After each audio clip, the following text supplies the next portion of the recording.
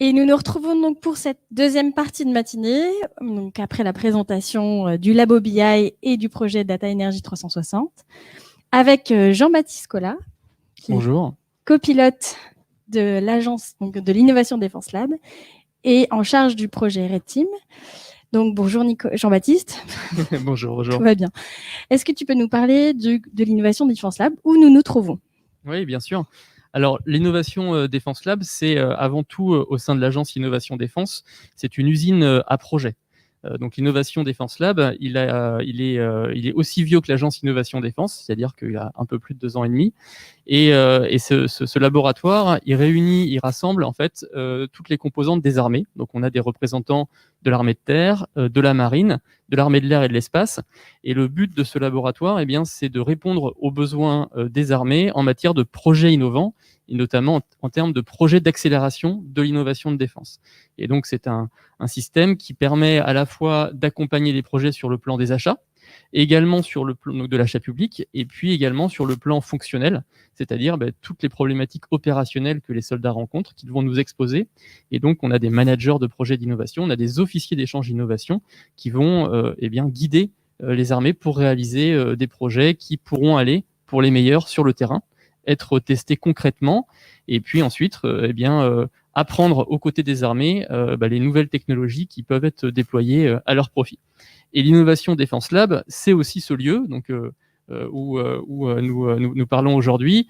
Et donc, c'est un lieu central pour l'innovation de défense, puisque c'est un lieu d'échange. Il permet d'accueillir toutes les personnes du ministère des Armées qui ont envie d'innover. Il permet d'accueillir également le monde de l'industrie et de la recherche, qui sont partenaires du ministère des Armées sur nos sujets d'innovation. Et donc, pour nous, c'est vraiment ce lieu d'échange, ce hub de connexion qui permet de rassembler un petit peu la communauté de l'innovation de défense au cœur de Paris, avec ce besoin d'ouverture vers l'ensemble des acteurs publics et privés. Super, un lieu idéal pour le hackathon donc. Tout à fait, on est très heureux de vous accueillir aujourd'hui. Merci beaucoup pour cet accueil. Donc, on aurait aimé avoir les participants. Covid oblige, évidemment, ce n'est pas possible. Mais on espère que pour les prochaines éditions, on pourra être accueillis aussi royalement qu'ici. Merci. Maintenant, on va passer sur la présentation du projet Red Team. Donc, pour ce faire, je vous propose une petite vidéo de présentation avant de pouvoir rentrer dans le vif du sujet. Allons-y.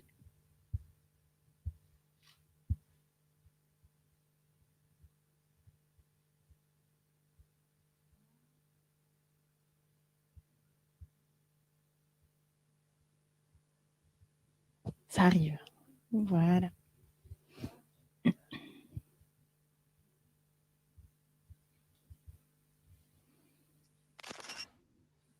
Parfait.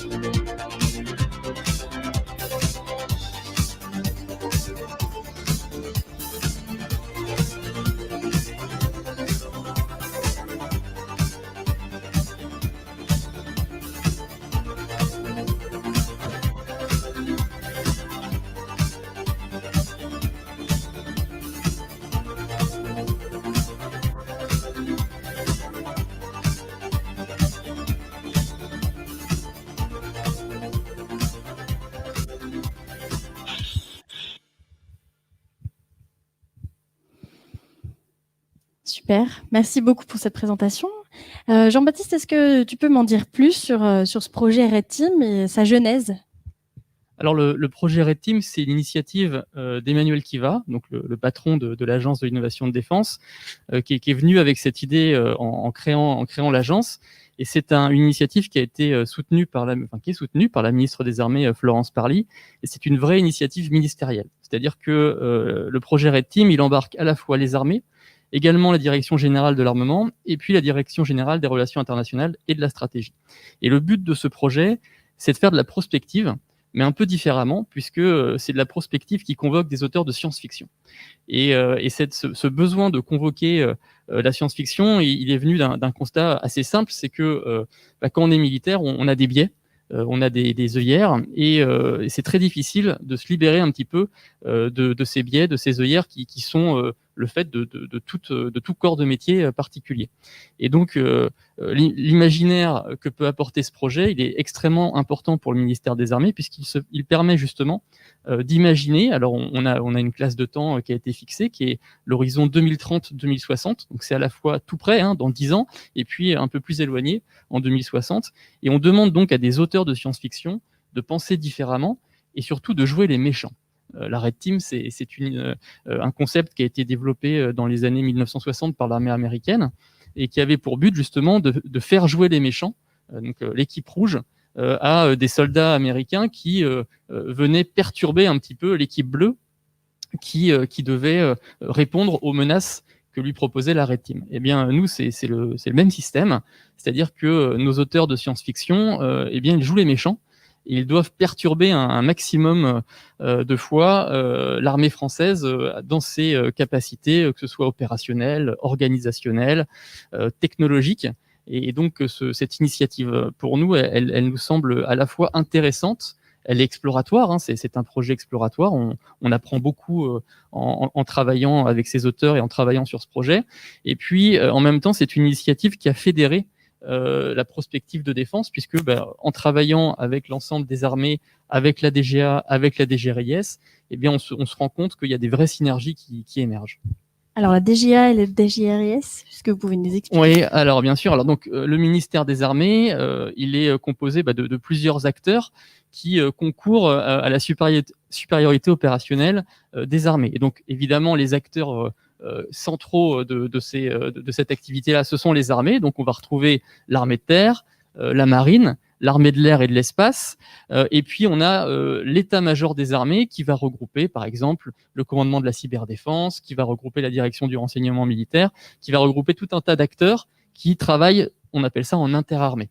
Et puis, on a un grand acteur au sein du ministère des Armées, qui est la Direction générale de l'armement, qui, lui, a pour but de garantir l'avenir technologique des armées et de donner aussi aux armées les meilleurs outils, les meilleurs systèmes pour combattre. Et donc, cette entité-là, elle doit voir l'avenir, elle doit préparer l'avenir. C'est par exemple la Direction générale de l'armement qui prépare le porte-avions nouvelle génération. Qui prépare le futur système de combat aérien, qui prépare le futur char d'assaut. Et donc tout ça fait qu'ils ont besoin de se projeter dans l'avenir pour comprendre les menaces de demain. Et puis la Direction générale des relations internationales et de la stratégie, elle est là pour veiller également l'environnement géopolitique, l'environnement stratégique des armées. Et donc elle apporte par des études, par des analyses très précises, par des partenariats avec le secteur de la recherche, elle vient éclairer également l'avenir et la stratégie du ministère des Armées sur tout un tas de domaines, que ce soit dans les mers, sous les mers, dans le domaine terrestre, dans le domaine spatial, dans le domaine aérien, et puis ce qu'on appelle les domaines immatériels, c'est-à-dire tout ce qui est lié au numérique notamment aujourd'hui. D'accord, donc des directions qui finalement permettent à l'armée et au ministère des Armées de rester performant et de rester innovant dans son approche, son armement. Tout à fait, de rester en avance dans un monde qui va très très vite aujourd'hui. D'accord, et donc du coup, est-ce que vous pouvez aussi nous en dire plus sur cette Red Team, donc sur les scénarios qui ont été développés? Bien sûr. Alors, cette Red Team, elle porte l'ADN vraiment de l'innovation. Et donc, en innovation, ce qu'on aime bien faire, c'est tester. Et en ayant testé, on apprend et puis on s'améliore. Et donc, cette Red Team, on n'a pas tout de suite fait travailler totalement l'ensemble des acteurs ensemble. On a été par petits pas. Et donc, on a fait une première saison qui s'appelle la saison 0, qui était une saison un peu de démonstration et qui a été présentée lors du Forum Innovation Défense au mois de décembre de l'année dernière. Et donc, pendant cette présentation, on a fait venir donc les auteurs de science-fiction qui composent cette Red Team, et on a fait venir également la Blue Team, qui est l'équipe qui, justement, au sein du ministère des Armées, est là pour recueillir les menaces qui sont inventées par la Red Team, et puis pour intégrer un petit peu leurs travaux au sein même des réflexions du ministère des Armées.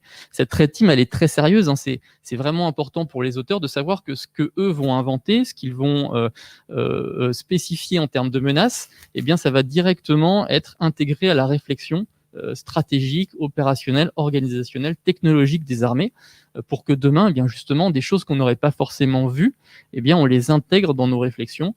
Au sein même, eh bien, on a dit de la DGA, de la DGRIS et des armées. On a donc une vraie synergie qui s'installe entre le monde de la science-fiction et ses auteurs, et puis le ministère des Armées.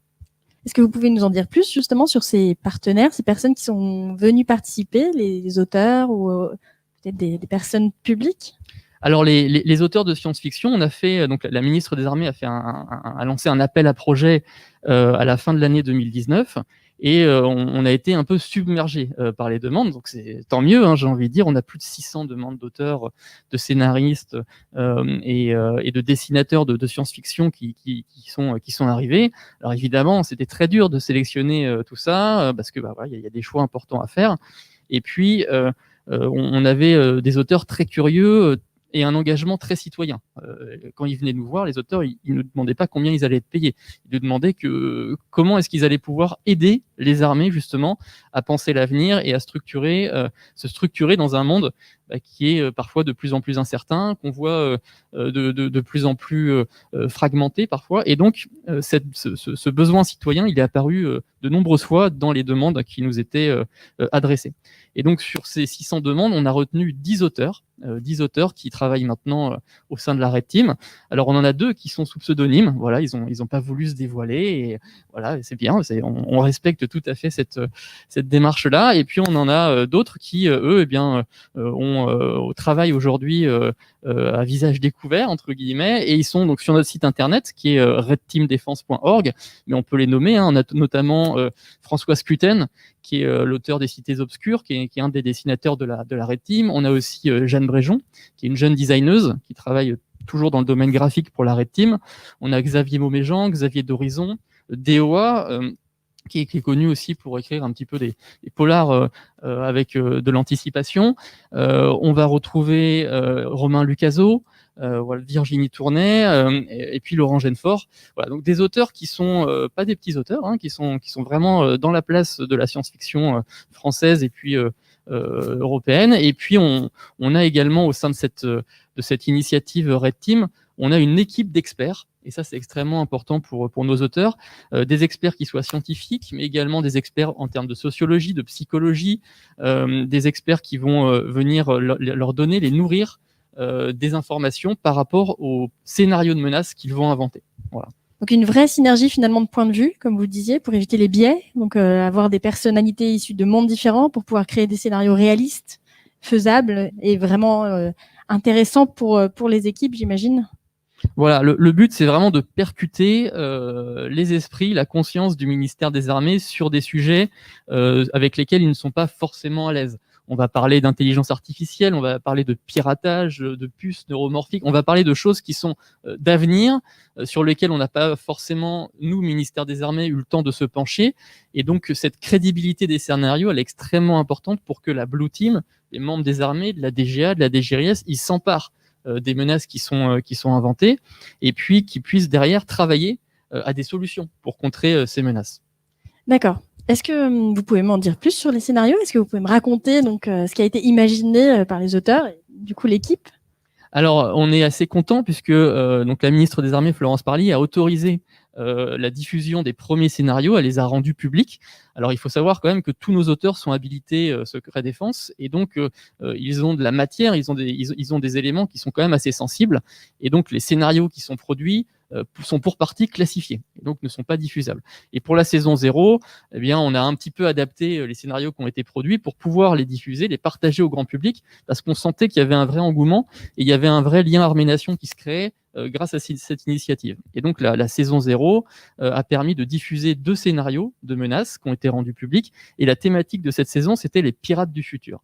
Donc c'est un sujet qui était ambitieux à la fois, et puis en même temps qui était très d'actualité, puisque on a des pirates dans tous les domaines, que ce soit sur les mers, que ce soit dans l'espace cyber, que ce soit également sur Terre et peut-être même dans l'espace demain. Donc on a vraiment, c'était un sujet qui était foisonnant et qui demandait à nos auteurs de travailler sur Est-ce qu'on va reparler des extraterrestres Est-ce que vraiment déjà Je reviendrai, pas aujourd'hui. Ça, c'est les scénarios 2 et 3. Voilà, c'est ça. Oui, on a lancé également une saison là au mois de janvier avec de nouvelles thématiques qui sont travaillées par les auteurs. Mais pour revenir sur la saison 0, donc les pirates du futur, 2 scénarios ont été imaginés par nos auteurs. Le premier s'appelle P-Nation. Et le deuxième s'appelle Barbaresque 3.0. Alors on peut peut-être regarder, on a une vidéo de teasing de ces 2 scénarios qui ont été réalisés et publiés donc à la fin de l'année de 2020. Super. Et qu'on peut retrouver sur Internet, et je pense qu'on pourra diffuser le lien de la plateforme. Oui, on vous partagera le lien directement dans les commentaires.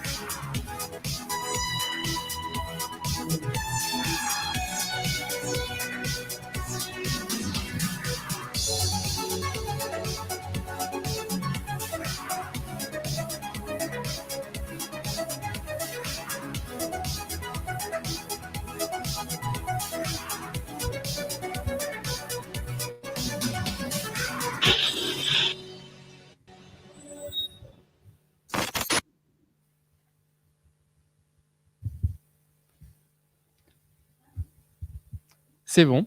Parfait. C'était court, hein. Alors, on retrouve de toute façon sur le site internet, on retrouve l'ensemble des vidéos dont un petit bout a été présenté aujourd'hui, et on peut vraiment s'immerger dans les scénarios.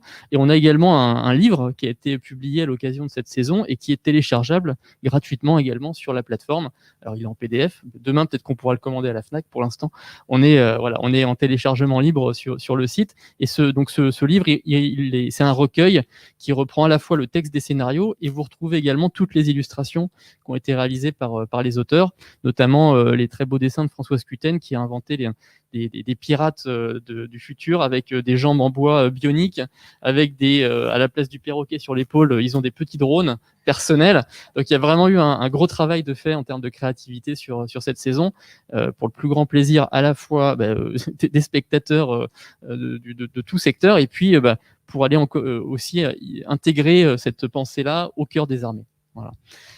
Donc sur les scénarios, je peux en dire quelques mots, même si je suis pas le mieux placé pour vous parler des scénarios. Voilà, c'est les auteurs qui sont le plus adaptés à parler de leur œuvre. Mais donc, on a pu voir dans la vidéo quelques mots-clés. On a vu des navires autonomes, on a vu des problématiques de blockchain, on a vu des problématiques également qui sont liées au monde marin. Et donc ça, dans le premier scénario qui s'appelle P-Nation, il y a eu un travail un petit peu sur quelle était la souveraineté de demain, quels étaient les enjeux de demain, notamment par exemple en termes de spatial. Et donc nos auteurs ont imaginé que à horizon 2030-2040, eh bien l'Union européenne allait investir dans un ascenseur spatial. Alors on peut penser que c'est assez fou comme ça de dire tiens, un ascenseur spatial, mais en fait c'est quelque chose d'assez crédible, qui coûte extrêmement cher évidemment, mais qui, une fois qu'il est créé, permet d'accéder à l'espace pour des coûts dérisoires, puisque vous n'avez plus de problème de lanceur, c'est juste un système de câbles à très haute résistance qui permettent d'envoyer des masses assez imposantes. Avec un seul niveau. Alors on a travaillé là-dessus avec l'Observatoire de Paris, et donc on parlait tout à l'heure d'un réseau de professionnels, d'experts. Et bien ces experts-là qu'on mobilise au travers de la Purple Team, ils sont venus justement travailler avec la Red Team sur comment est-ce qu'on invente demain un ascenseur spatial qui est crédible. Et donc notamment, il y a eu tout un travail sur des câbles en carbone, qui sont aujourd'hui des câbles développés et travaillés par l'école des mines. Et donc tous ces sujets-là, en fait, ils s'ancrent dans le réel. Alors évidemment, avec une extrapolation à 10, 30, 40 ans, mais derrière, on n'avait pas inventé quelque chose de totalement farfelu. Et ça, c'est extrêmement important. Et donc cet ascenseur spatial, alors pareil, je suis pas astrophysicien, mais on avait une astrophysicienne dans l'équipe qui justement a travaillé à crédibiliser cet ascenseur spatial qui permet d'amener sur une orbite particulière des systèmes qui ensuite peuvent rejoindre d'autres orbites. Donc, cet ascenseur spatial qui évidemment est basé à Kourou, voilà, et qui est mis en œuvre par une fusée qui s'appelle Ariane AV, donc une très très grosse fusée Ariane. Elle est attaquée par une nation pirate qui justement est une nation qui a regroupé tous les apatrides. Pourquoi ? Parce qu'il a été décidé avec les flux migratoires de pucer des habitants. Et les habitants qui ont refusé ce puçage, eh bien, ils se sont organisés en nations. Et donc, le but, encore une fois, c'était de trouver des scénarios qui viennent un petit peu bousculer les armées. Et donc, en créant des cités flottantes, on appelait ça Lagos sur l'eau, eh bien, on a une intrication avec à la fois des populations civiles, des populations combattantes qui sont sur un même territoire, et tout ça dans un milieu liquide. Donc, toutes ces problématiques-là, elles permettent aux armées de se projeter et de penser un petit peu les guerres de demain. Et puis, sur cette cité flottante notamment, on a imaginé comment est-ce qu'on peut faire survivre des milliers de personnes sur l'eau comme ça. Donc, il y a eu des experts en pisciculture, en aquaculture qui sont venus pour dire il faut combien de poissons pour nourrir ces gens-là chaque jour et comment est-ce qu'on s'organise. Et puis pareil en termes d'énergie, puisque l'énergie c'est fondamental, eh bien comment est-ce qu'on alimente ces stations-là ? Eh bien on a pensé à des micro-réacteurs nucléaires justement qui étaient soit détournés, soit fabriqués par ces populations avec l'aide de pays alliés qui les utilisent un petit peu en termes de proxy. C'est-à-dire notamment l'attaque sur Kourou. En fait, je vous laisserai découvrir le scénario, mais cette P-nation, en fait, cette nation apatride, elle a été aidée par des pays qui ont des moyens colossaux, qui les ont utilisés pour aller dégommer l'ascenseur spatial qui pouvait justement permettre à l'Europe d'accéder beaucoup plus facilement à l'espace. Est-ce que vous pouvez m'en dire plus sur tous ces partenaires ? Est-ce que ça devient une très longue liste ? Alors, on a la chance aujourd'hui d'être accompagné par l'université Paris Sciences et Lettres, qui est donc une université qui siège à Paris et qui regroupe tout un tas d'acteurs, que ce soit Dauphine, que ce soit l'école des mines. Voilà. On a également le Collège de France qui fait partie des acteurs qui sont partenaires de cette université, l'Observatoire de Paris, je l'ai cité tout à l'heure. On a également l'école des Chartes. Voilà, tout un tas d'acteurs qui demain et dès aujourd'hui, en fait, créer une synergie avec les auteurs de science-fiction. Et cette université, c'est extrêmement important pour nos auteurs parce que on parlait d'un engagement citoyen tout à l'heure, et donc pour eux, être hébergés par le monde de la recherche, eh bien, c'est pour eux gage de liberté, de ton, de parole, d'expression, puisque ce qu'on ne voulait surtout pas, nous, c'était brider les auteurs. Et donc, les mettre sous la bienveillance d'une université, il y a un comité d'éthique, et il y a des comités qui sont là justement pour veiller à leur liberté de ton et de parole, eh bien, ça garantit qu'ils nous inventent des choses qui viennent vraiment nous perturber sans tabou. Et donc, aujourd'hui, c'est quelque chose de très intéressant comme dualité, à la fois un regard vers le monde militaire et puis un regard vers le monde de la recherche. Et au milieu de tout ça, on met la culture et les arts, et ça fonctionne plutôt pas mal. Comment le ministère exploite du coup tous ces scénarios ? Alors, on a une instruction d'innovation Red Team Défense qui est évidemment très secrète, mais qui permet d'expliquer un petit peu tous les processus d'optimisation et surtout d'intégration des travaux qui sont menés par saison. Donc, une saison, ça va de septembre à juin à peu près. Et donc, on a des itérations avec la Blue Team, la Purple Team, la Red Team, pour justement travailler à des scénarios de menaces qui sont les plus affreux possibles. Le but, c'est qu'à la fin, nos armées ne dorment plus la nuit, tellement c'est des scénarios qui vont les bouleverser. Et donc, une fois que ces scénarios sont réalisés, eh bien, chaque entité, donc j'ai cité tout à l'heure les armées, la DG, la DGRIS, eh bien, ils ont des comités sur lesquels ils vont dire, ce point-là, par exemple, on est un petit peu sans réponse à cette menace. Et donc, qu'est-ce qu'on peut faire pour donner une réponse la plus avancée possible à cette menace qui nous paraît crédible ? Et donc, ils ont à leur main tout un tas d'outils au ministère des Armées. On peut lancer un projet d'innovation, par exemple, dédié sur une problématique. On parlait dans un des scénarios, par exemple, de piratage des puces neuromorphiques, qui sont des puces qui permettent des interfaces homme-machine facilitées. Typiquement, rien ne nous empêche demain de dire on va lancer un petit projet justement avec le ComCyber sur comment est-ce qu'on protège des puces d'interfaçage homme-machine. Donc, toutes ces réflexions-là, elles sont menées au cœur des armées, au cœur de la DGA et de la DGRIS, et elles permettent concrètement de tirer des bilans, de tirer des actions qui viennent du travail qui est très sérieux, qui est fait par nos auteurs de science-fiction. Très bien. Donc, une Red Team, une Blue Team et une Purple Team. Ouais, on est très coloré au ministère. C'est Rainbow Warrior. Est-ce que d'autres initiatives dans ce sens ont été créées dans d'autres pays?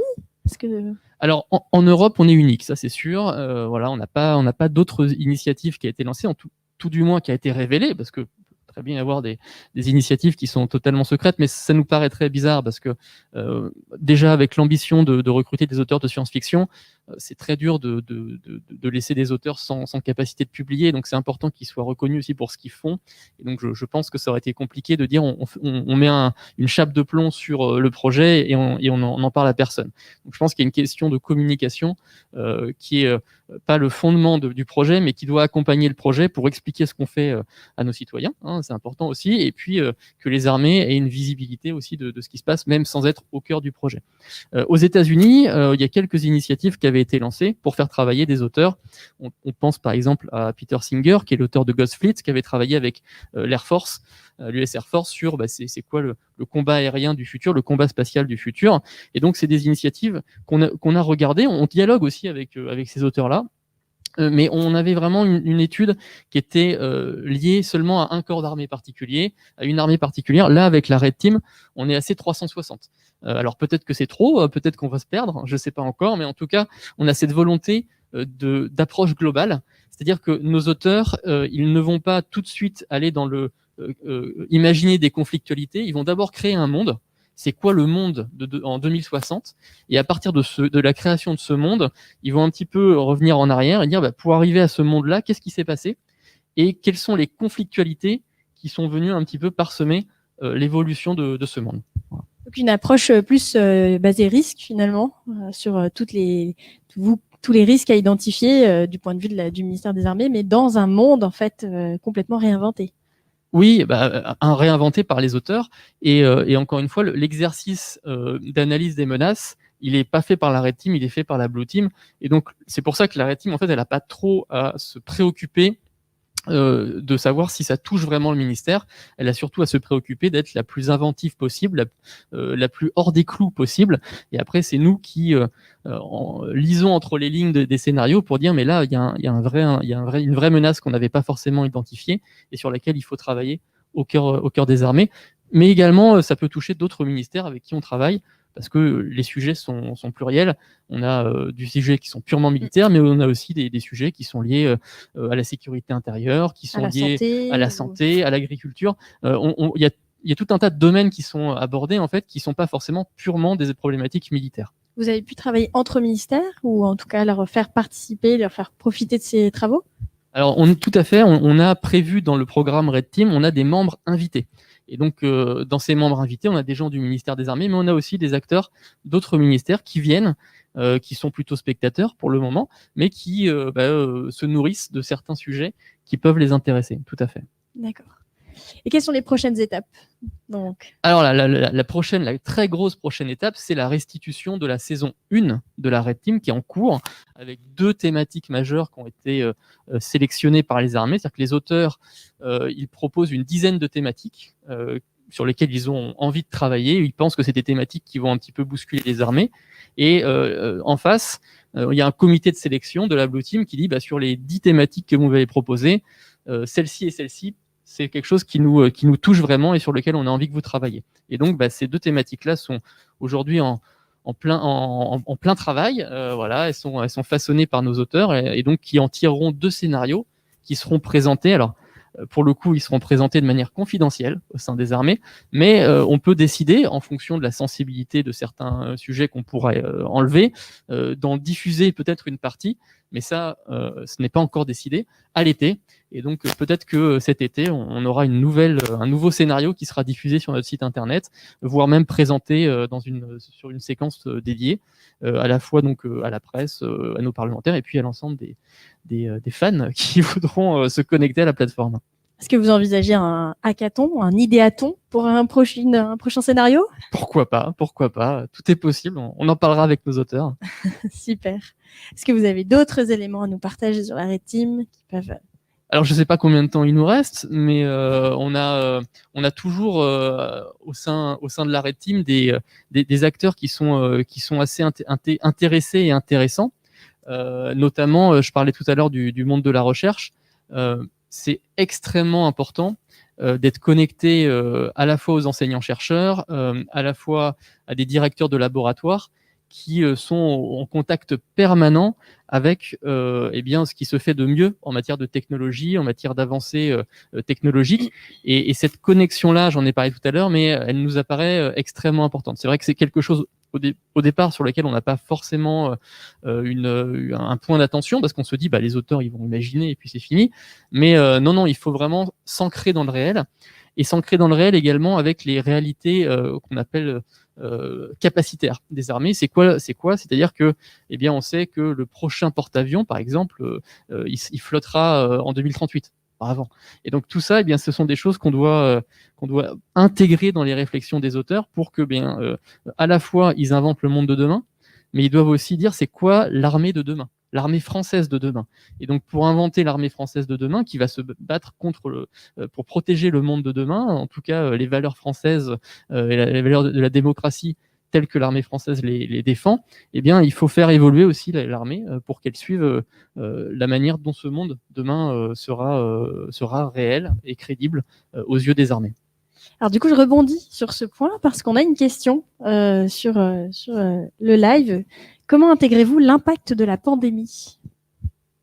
Alors, on va dire que pour nous, l'impact de la pandémie, à l'horizon de la Red Team, c'est déjà du passé, en fait. Ça ne veut pas dire qu'on ne le prend pas en compte, mais on est en plein dedans. Et donc, évidemment, le ministère des Armées, le gouvernement n'a pas attendu la Red Team pour tirer des conséquences et se projeter sur c'est quoi les futures pandémies.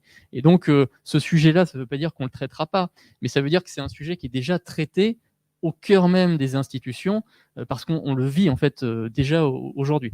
C'est plus de la science-fiction. C'est plus de la science-fiction, et malheureusement. Et donc, nos auteurs de science-fiction, eux, ils vont aller dans des endroits justement. Alors, si on leur dit de travailler sur la pandémie, j'ai envie de dire, ce sera du réchauffé. Donc, il faut qu'ils aillent sur des environnements auxquels on n'a pas encore pensé aujourd'hui, et sur lesquels on ne s'attend pas à être touché. Et c'est toute la difficulté, puisque souvent, tant que la chose n'est pas arrivée, on ne la considère pas, on ne s'en inquiète pas. C'est une feuille blanche qui nous paraît anodine, très invisible finalement, mais qui doit être construite finalement pour pouvoir identifier le risque pour vous. Voilà, exactement. Et encore une fois, sortir du cadre, c'est tout ce qu'on leur dit à nos auteurs, parce que il ne faut pas qu'on les influence trop, donc on les laisse le plus possible itérer ensemble avec donc notre partenaire privilégié qui est PSL, et qui, lui, les fait travailler en termes de créativité et de méthodes de défixation notamment. C'est la même approche que le hackathon, au final. Sachez que c'est cette approche qui a stimulé et motivé le hackathon, parce que le ministère travaille sur les thématiques qui vous sont proposées, les challenges, et on a aussi cherché à intégrer des étudiants et d'autres partis pris, d'autres points de vue, pour peut-être justement changer l'approche et avoir des nouvelles idées. C'est totalement l'intérêt de ce moment. Et cet après-midi, on parlera créativité justement pour vous permettre d'aller chercher, explorer de nouvelles pistes, aller regarder cette feuille blanche et la dessiner. Est-ce qu'il y avait une autre question?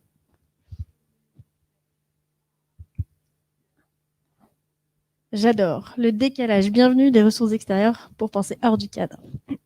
Merci Stéphanie. Oui, mais merci beaucoup. Et pareil, si vous avez des remarques, même des pistes d'amélioration pour la Red Team, il ne faut pas hésiter. On a un formulaire sur notre site internet, et on essaye d'y répondre le mieux possible, mais on prend toutes les remarques et toutes les pistes d'amélioration que peuvent nous donner les différentes personnes qui vont découvrir les travaux de la Red Team et qui s'y intéressent. Et on a une newsletter également qui leur sera envoyée s'ils s'inscrivent. Voilà. Alors, rappelez-nous les prochaines étapes, juste la prochaine date éventuellement. Alors, la prochaine date, elle n'est pas encore fixée, mais on peut vous dire la période. En tout cas, c'est cet été. Voilà. Donc, vraisemblablement avant les vacances scolaires d'été. Donc, fin juin, début juillet, une restitution interne au ministère des Armées des travaux de la Red Team et une publication en fonction de ce qui